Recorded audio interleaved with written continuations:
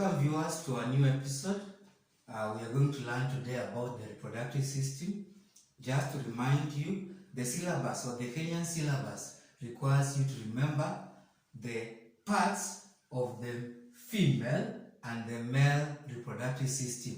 The parts of the female and the male reproductive system. Number 2, you are supposed to remember some of the functions of either parts of the reproductive system, either in the female or in the male reproductive system. Third, you're also supposed to learn about the physical changes that occur during adolescence. Thus it is to the adolescent boys and girls. The physical changes, not emotional, but the physical changes that occur during adolescence. Now, to start off, today we are going to just look at the parts, the functions, and also the physical changes. So to start with the parts, this is the female reproductive system. This is the female. This is the female reproductive system. And this one is the male reproductive system. So to start with, which are the parts of the female? To highlight, here we have the oviduct. We have the oviduct. As you are taught, the oviduct is also known as the fallopian tube. Is also known as the fallopian tube. The second part here is what we call the ovary. Is what we refer to as the ovary. The third one here is what we refer to as the uterus. Is what we refer to as the uterus. At this point here, that is where we have what we call the cervix. Then lastly, at the bottom here, where it is labeled, that is what we refer to as the vagina or the birth canal. The vagina or the birth canal. On the male reproductive system, I'll just label some of the parts. The bottom part here is what we refer to as the penis or the penis, or it depends with your pronunciation. We also have what follows it is what we refer to as the uterus. That is what we refer to as the, not uterus, but the urethra. Sorry, that is what we refer to as the urethra. Then we have what we call at this point, this is what we refer to as the scrotum. That is what we refer to as the scrotum. Above it, we have what we call the testes. What we call the testes. And if it is in plural, we normally say two for both. Those two, they are referred to as testes with an E if they are two. But if it is you're referring to one, it's just referred to as testes. At the top here, we have what we call the sperm duct. You have what we call the sperm duct. Then lastly here, we have what we call the epididymis. You have what we call the epididymis. So just to refresh, on the female, we have the oviduct, we have the ovary, we have the uterus, we have the cervix, we have the vagina. Then on the male, we have the epididymis at this point. We have the sperm duct, that tube, we have the testes, we have the scrotum, then there is the urethra, then lastly the penis. To go to the second part, you have to remember some of the functions. You have to remember some of the functions of these parts of the reproductive system. Which are these functions? For the oviduct, what do you need just to know? This is where fertilization takes place. That is where fertilization takes place. That is where fertilization takes place. Number 2, there is the ovary. What do you remember with the ovary? In the ovary, this is where the ovum. So the ovary produces ovum. Some will say produces ovum, or you can talk about releases. Another person will talk about releases the ovum. And remember, this one occurs after every 28 days, it releases a mature ova after every 28 days. And remember, the ova is also known as the sex cells. Remember, you have the male and the female sex cells. So the ovum is the female sex cells. Then the third one is the uterus. And what is the function of the uterus? This is where the baby develops. That is where the baby develops. That is where the baby develops. The cervix is not what you should learn at this moment, but you should remember the cervix during the process of birth.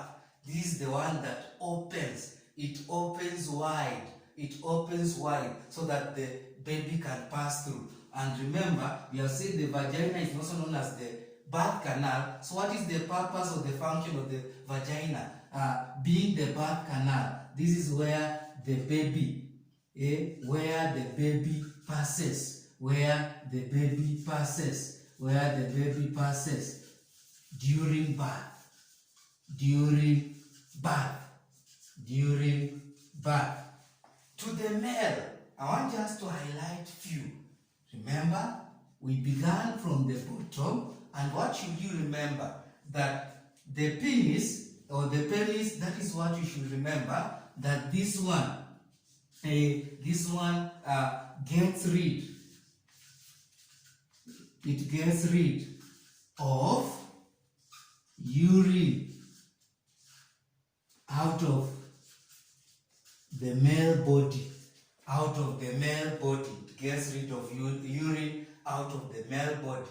Remember, the urethra, which is a tube, being a tube, this one allows passage of both urine and sperm out of the body, out of the male's body.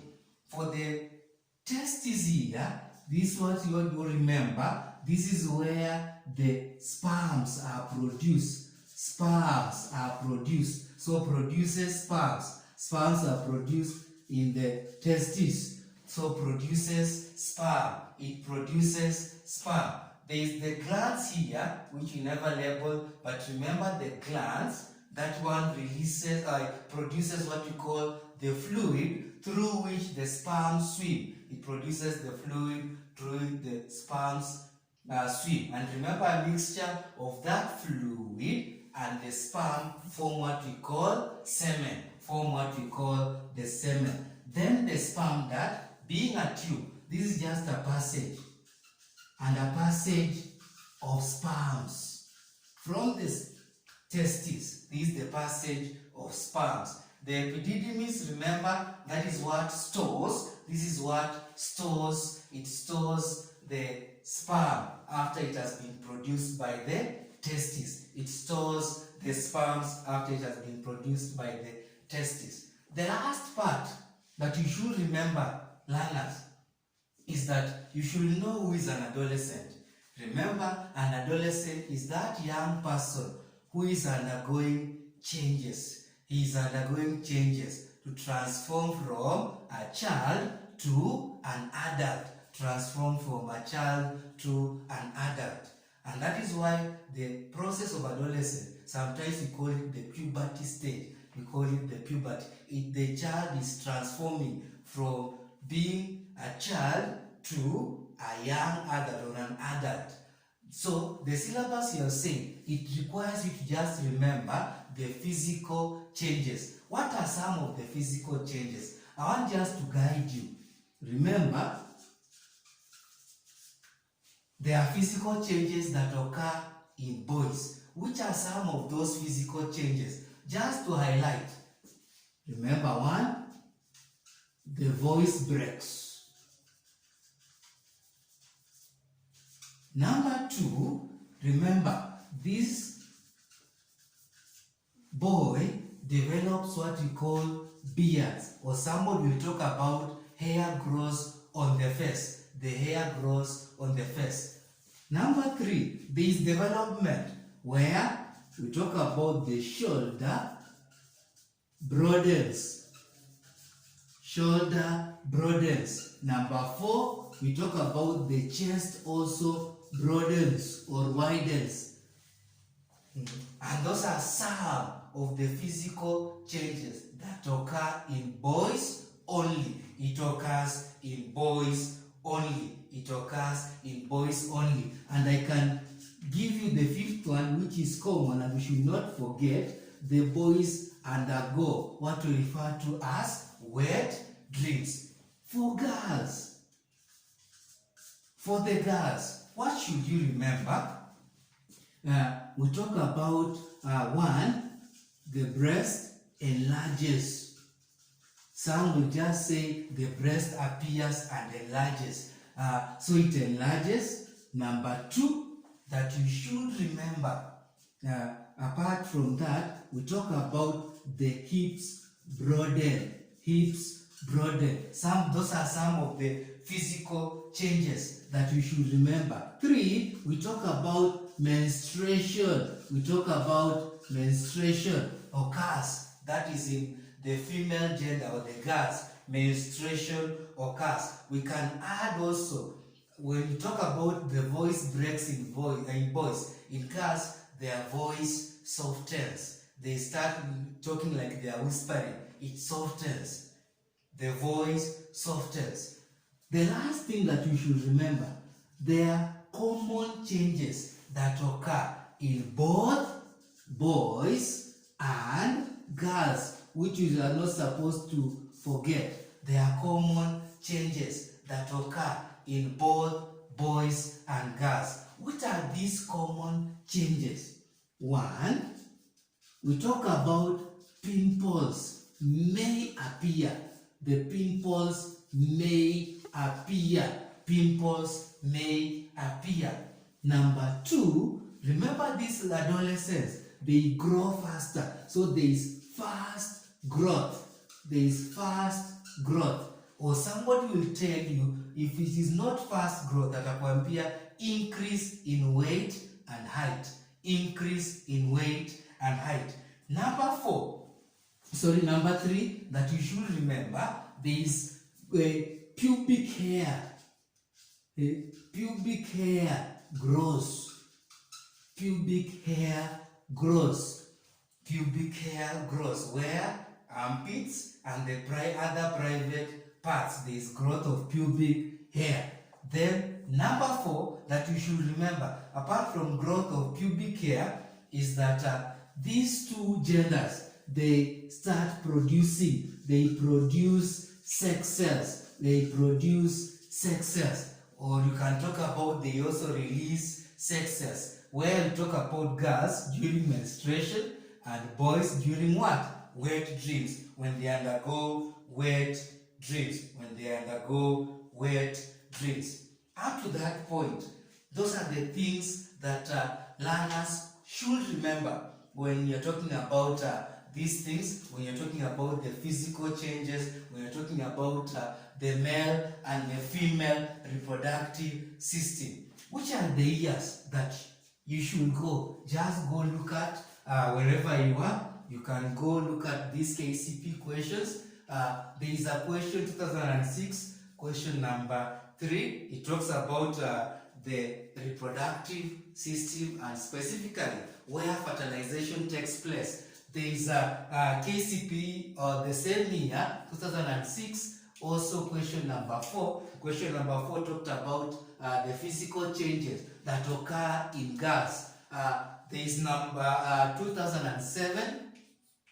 That is question number 4. It talks about the physical changes that occur in boys and boys only. There is 2010 KCP for those who are there. There is case number 22 also talks about the reproductive, what produces the sex cells in human beings. And what should you remember? Sex cells are produced either in the ovary in female or in the testis in male.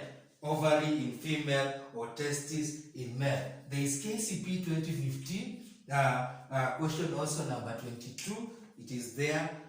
what occurs in boys and girls. It was a form of a table. There is 2016 question number 5. Here it was highlighting about functions of the parts of the reproductive system. Lastly, 2018 KCPE question number 21, where it talked about the physical changes that occur in both boys and girls. Thank you, viewers, for participating, and have a nice time. Ensure you subscribe to our channel and learn more. Thank you.